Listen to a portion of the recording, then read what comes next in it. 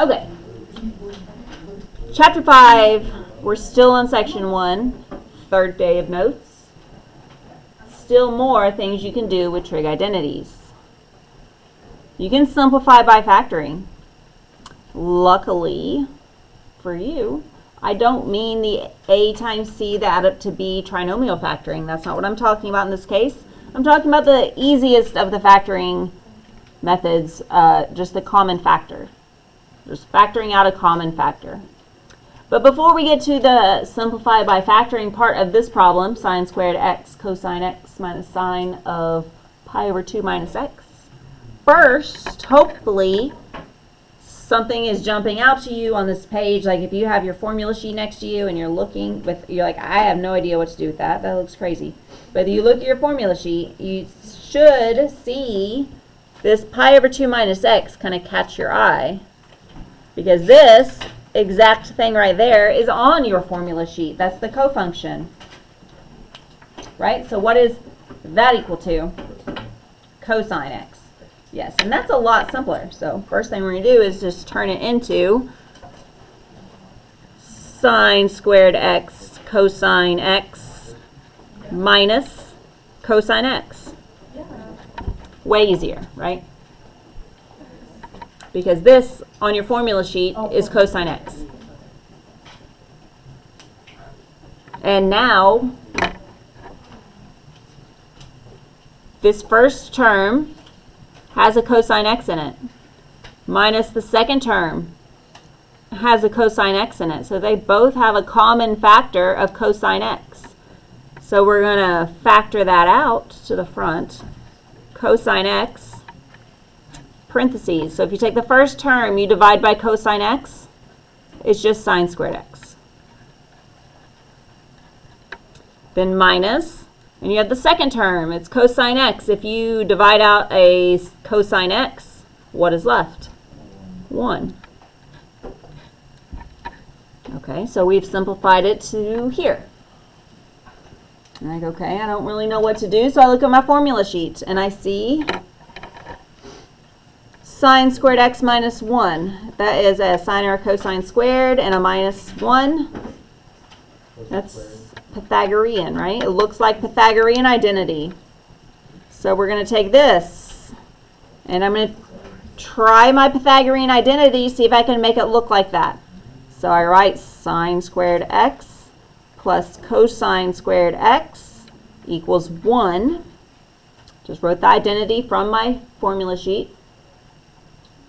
If I have sine squared x minus 1, that means I need the 1 to be negative and be over there with sine squared x. So I'm going to subtract 1.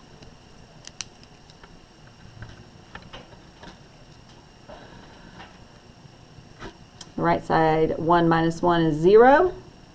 Equals, I have sine squared x minus 1. But there's still this plus cosine squared x. So sometimes when you do this, you have to do more than one step.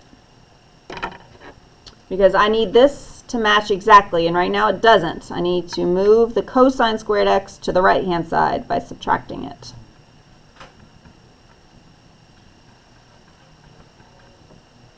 And that'll go away.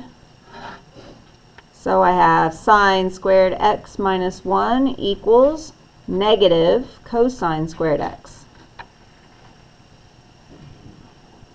So now what I have in my problem matches the left side of my Pythagorean identity.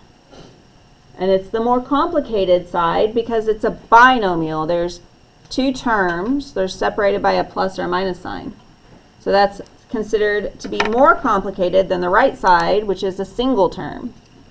So I can take out this binomial from my problem and replace it with the other part of the identity that is simpler, because it means the same thing. Remember, mathematical synonyms. Identities are synonyms. You can switch them out.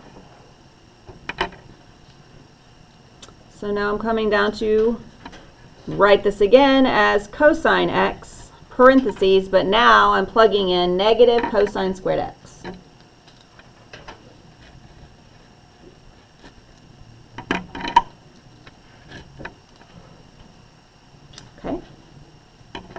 looking a lot simpler than where I started. I just have cosines now. I have cosine times negative cosine squared. Well, I have a positive times a negative, so I know it's going to be negative. Cosine to the first times cosine to the second gives me cosine to the third. Cosine to the third power x. Can I do anything else with this? Simplify that? That's pretty simple. That is a single function, and there's no fractions. Not a lot there. That means I'm done. It's as simple as I can get this. If I do anything else, it's probably going to make it more complicated. So that's another thing you can do when trying to simplify your identities, is if you have a common factor, you can factor out your common factor. We're used to calling it a greatest common factor. It's not necessarily the greatest, but it is a common factor, and it works the same. Okay, so the next type of example I have is to rewrite to eliminate fractions. So this is going to be notes Roman numeral 7, the longest notes we've ever done. We're going to rewrite to eliminate fractions.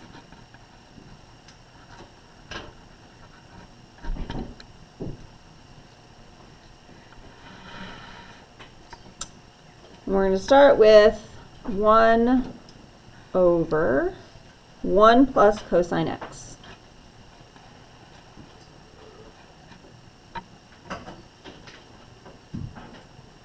Anytime I'm dealing with something like this, a fraction with more than one item, or sometimes even just any fraction, I like my denominator to be in parentheses, kind of group it together, so I don't accidentally later on split up this 1 and this cosine because they're connected by that plus sign.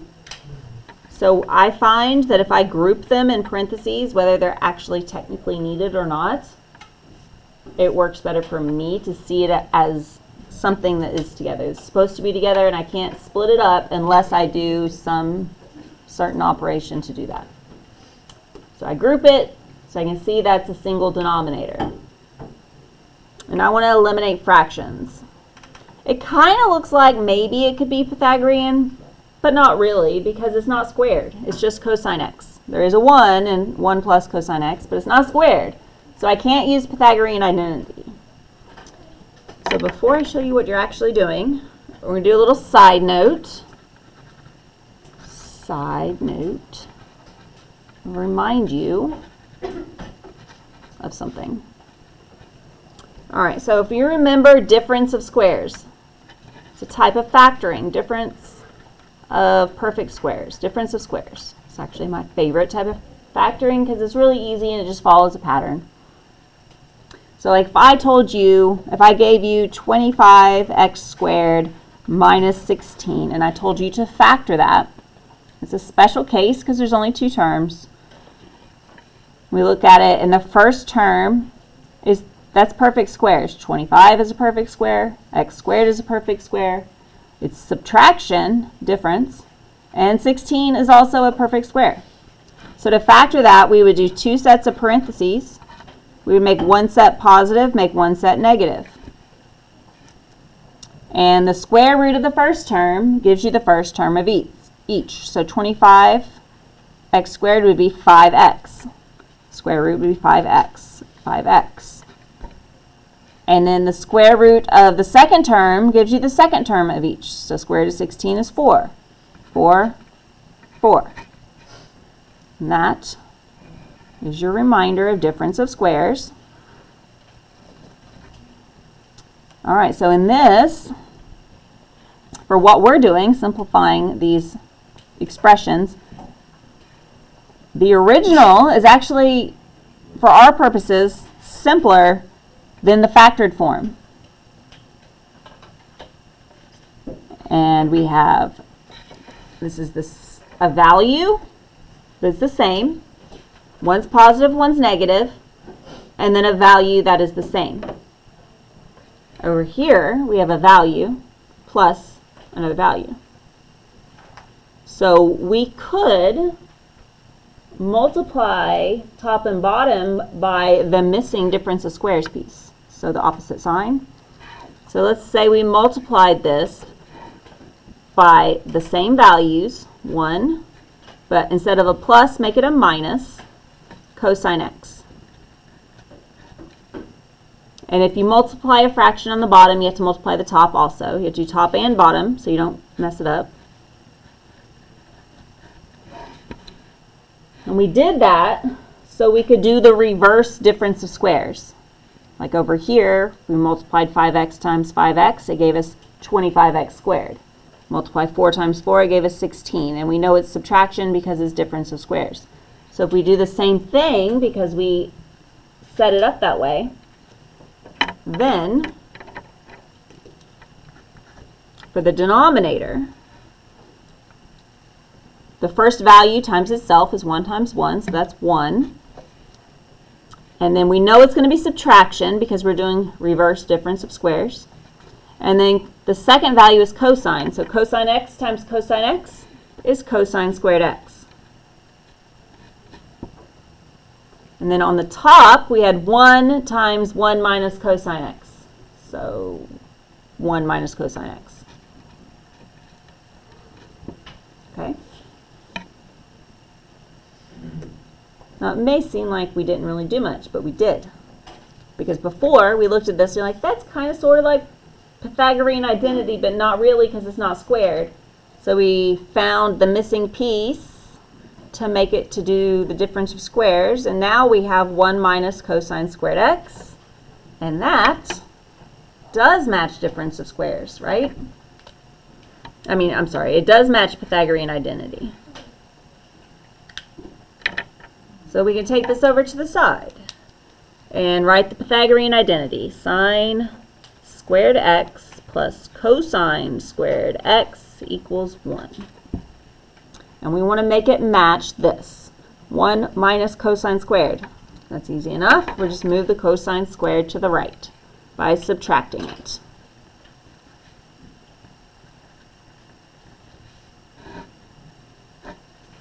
So this is sine squared x equals 1 minus cosine squared x.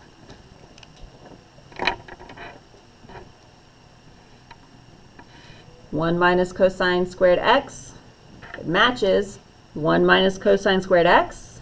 That's the more complicated piece or side of the Pythagorean identity, so we can take it out of our problem and put the simpler version back in its place. So the next time we write it, we have the numerator stayed the same.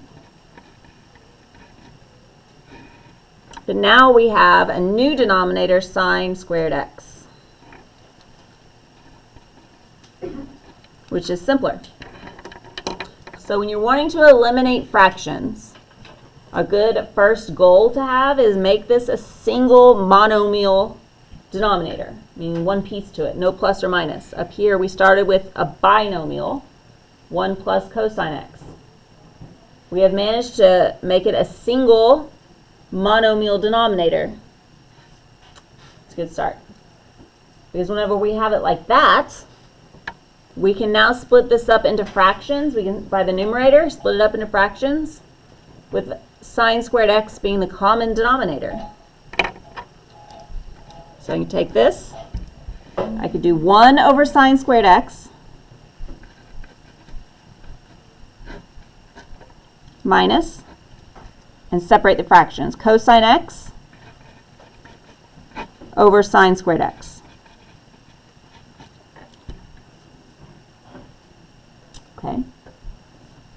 So we're good with this first piece. The second one, because that looks like an identity, the reciprocal, we could use the reciprocal identity here and make that cosecant squared minus. We have cosine over sine squared, so that's close but not quite. So we're going to have to split this one up a little bit more so it matches some identities. All right, so we're going to take it and make it, I'm going to leave it for now. If you wanted to turn it into cosecant squared, that's fine. I'll do that in a minute.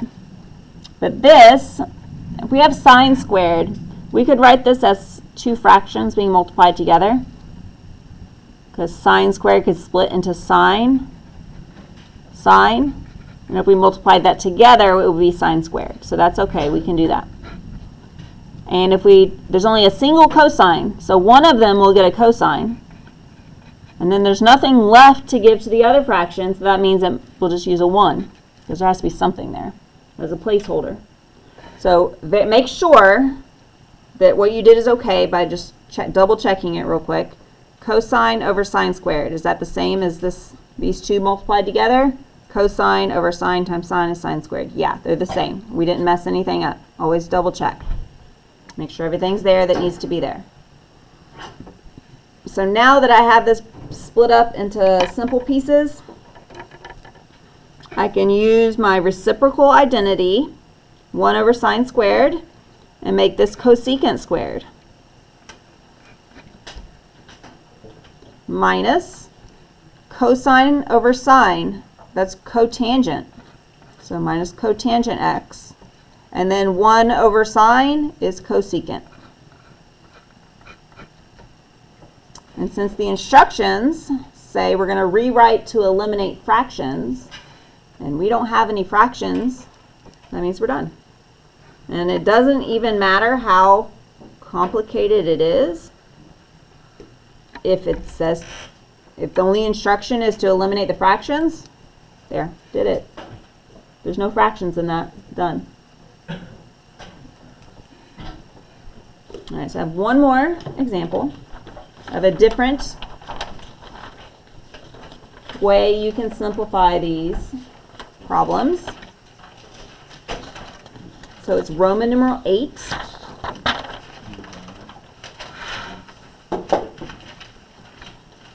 This is VII.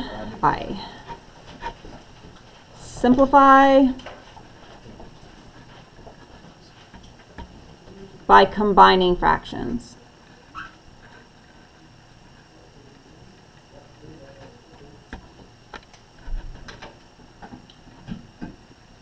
Now, in reality, when you're working, typically you would use this tool before you would use eliminate. Normally you'd combine them first and then eliminate them, but I'm showing it to you in this way because I just feel like it flows better for the notes.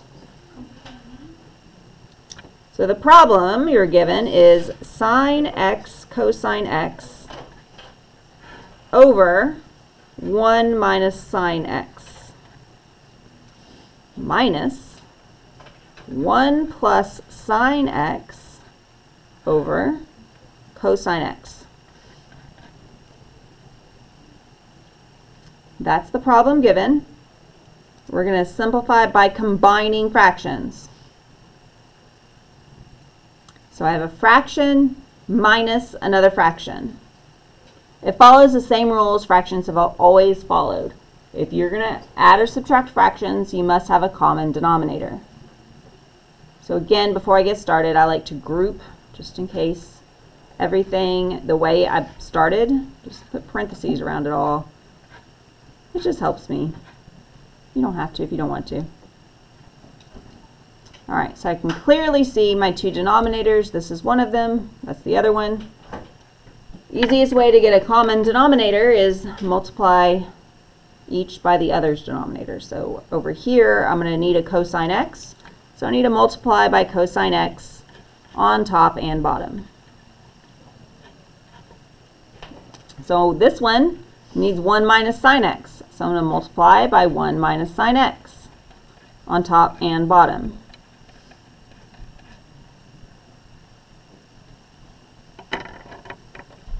Okay. So when I do that,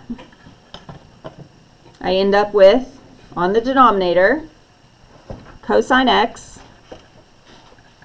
parentheses 1 minus sine x, and then the numerator, I have, if I do cosine times sine cosine, that's sine cosine squared. Oh, I didn't write x. Sine x cosine squared x. Minus, Over here I have 1 plus sine x, 1 minus sine x. I'm going to go ahead and write it. 1 plus sine x times 1 minus sine x. Weren't we just talking about that? This right here, the format, that looks like difference of squares.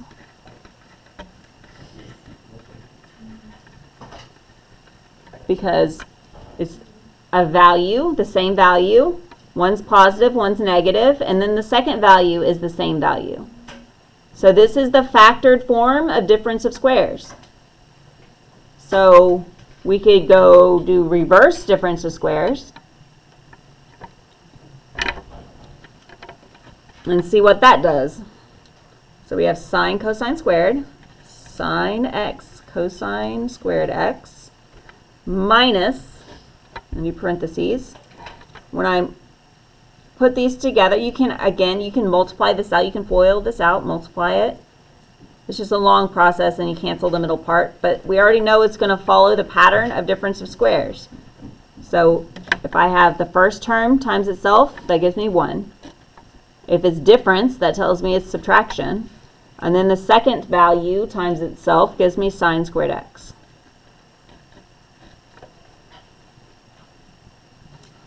And I didn't do anything to the denominator. Cosine x times 1 minus sine x.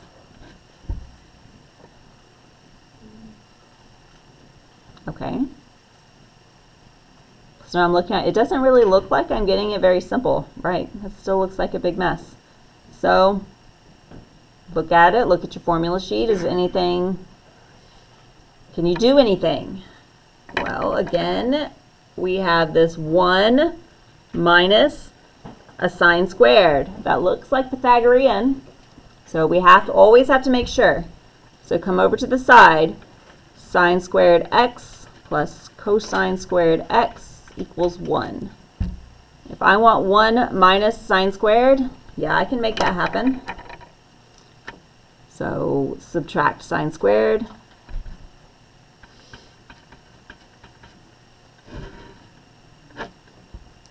Gives me cosine squared x equals 1 minus sine squared x. 1 minus sine squared x, 1 minus sine squared x. So I could take out the complicated part and put the simpler part back in its place. And write it all out again. I didn't do anything to any of the rest of it. So I have sine x cosine squared x minus cosine squared x. And then the denominator, cosine x, parentheses, 1 minus sine x. Okay, so now I look at it. So you have to remember, you have to do think of each one of these steps independently. Normally, whenever you're doing math, it's like it all kind of flows together. It's one, and then you're going to do this, and then you're going to do this. See what you can do for this step. Don't worry about what you did on the last step. Just each step, again, it's like starting all over again. Now what can I do? So I look at it, and I'm like, okay, well, I see a lot of cosines happening. And if I look at the numerator, there's a cosine squared and a cosine squared. Both terms of the numerator have a cosine squared. So I want to make that a common factor. I'm going to factor out the common factor of cosine squared x in the numerator. So the first term, if I divide out a cosine squared x, I have sine x left. Minus the second term, if I divide by cosine squared x, it's 1. Over, I have cosine x, parentheses, 1 minus sine x. All right, so now I look at that. I have factored out a cosine squared x on top and a cosine x on bottom. So I can cancel the cosine x with one of them from the top. And then write it out again. Cosine x, parentheses, sine x minus 1 over 1 minus sine x. And that is why it's important to write it out every time. Yes, we are writing it out, and it's tempting to skip steps and be like, oh, I'm just going to do all this together. But since you're looking each time like it's a new problem, it's not the best method. Like, just write it out again. Okay, so now I have this denominator. Again, I like my denominators in parentheses for visual effect. It looks like that my two sets of parentheses are pretty close to being the same, but they're not exactly the same. On the top, that's a positive sine x. On the bottom, it's a negative sine x. The top is a negative 1, the bottom is a positive 1. They're very, very close, but they're not exactly the same. So I want to start working with those. I'm going to move around the denominator. It doesn't really matter which one I rearrange. I'm going to rearrange the denominator just because the numerator has something else in it, and I feel like it's clearer to see. It doesn't, but again, it doesn't matter which one you decide to do. But this is the only thing in the denominator, so that's the one I'm going to mess with. This one.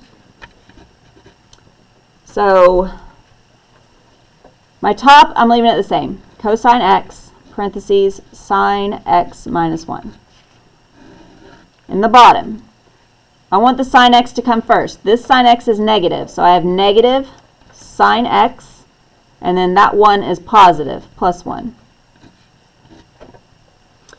So it's looking even more alike, but still not the same because the plus and the minus signs are wrong.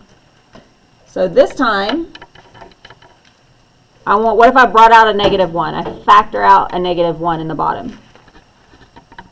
So on the top, stay the same. But on the bottom, I'm going to bring a negative 1. You don't actually need to write the 1, but for illustration purposes, I'm writing it. And then that makes this a positive sine x and a negative 1. And now I have sine x minus 1 over sine x minus 1. So I can cancel them.